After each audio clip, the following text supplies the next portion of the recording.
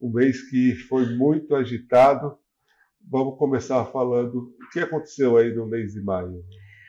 No podcast anterior a gente antecipou um pouco, né, do que viria.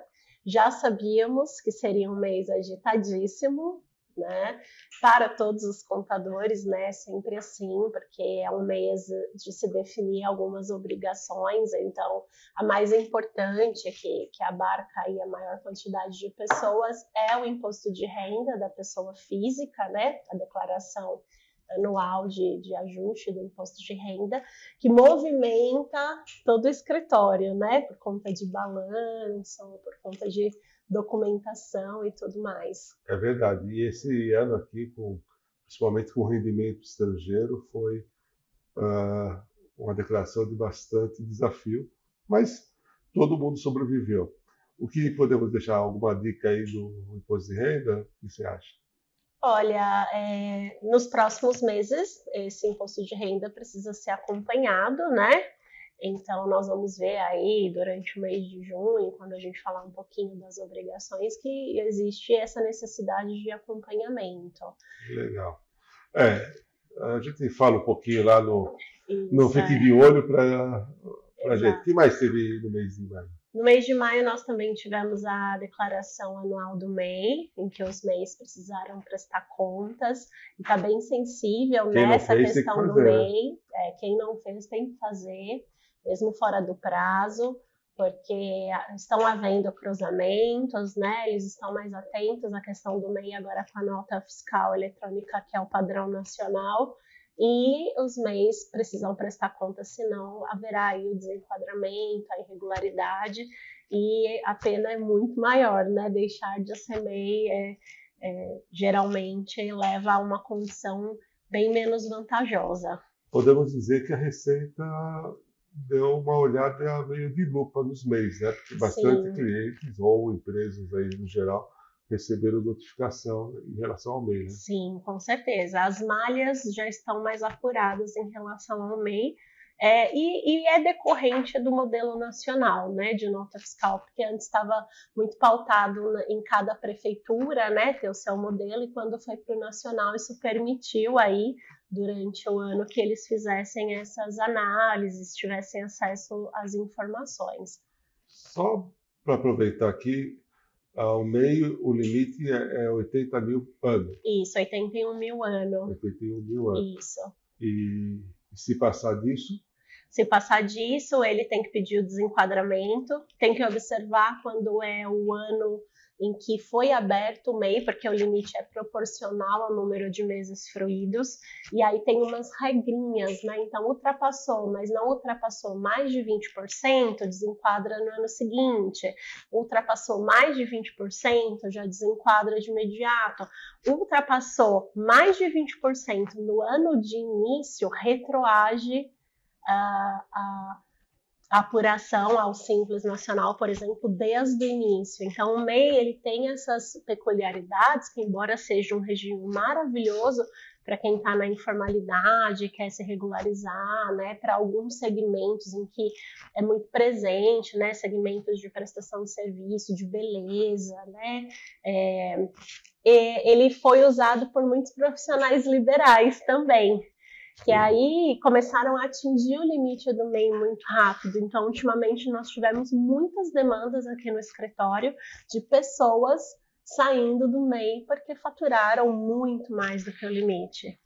nós temos alguma coisa no nosso canal sobre o MEI?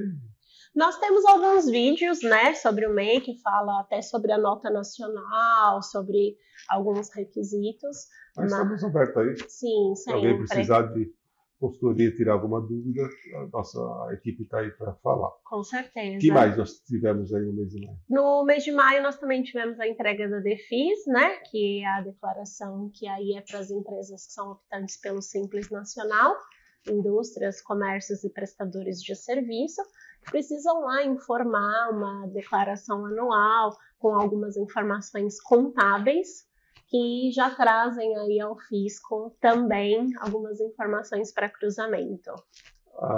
Quanto que é a multa de quem não entrega a DEFIS, por exemplo?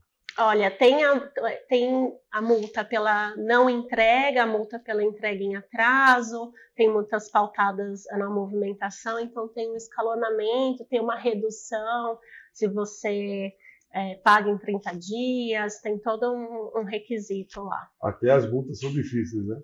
São, mas geralmente as obrigações federais, elas seguem esse critério, né? Com ou sem movimento, com redução para pagamento, sem redução para pagamento.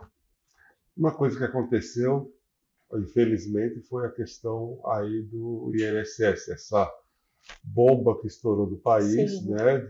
Nós descobrimos que várias pessoas com descontos indevidos. O que mais que você pode falar para a gente sobre esse caso?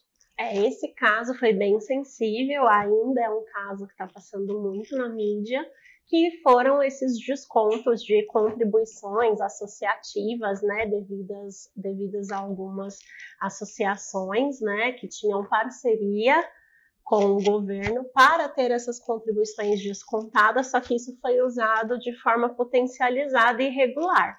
Então, criou-se fichas de associado, criou-se documentação para fazer descontos indevidos.